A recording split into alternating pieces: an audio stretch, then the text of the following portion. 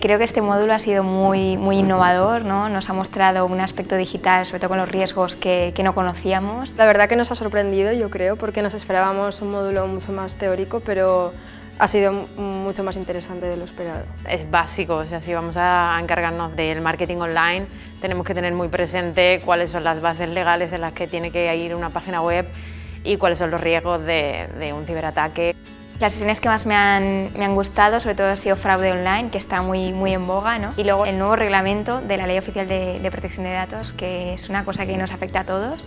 La visita a Grupo S2 me pareció muy interesante. Tratamos temas como el blockchain y vimos también temas de ciberseguridad, cómo protegernos a nosotros mismos y tal. Después de este módulo yo creo que somos mucho más conscientes de que hay una necesidad de hacer un análisis previo, tanto de todos los riesgos posibles que pueden tener las nuevas empresas y sobre todo estar en constante actualización de la nueva normativa de protección de datos.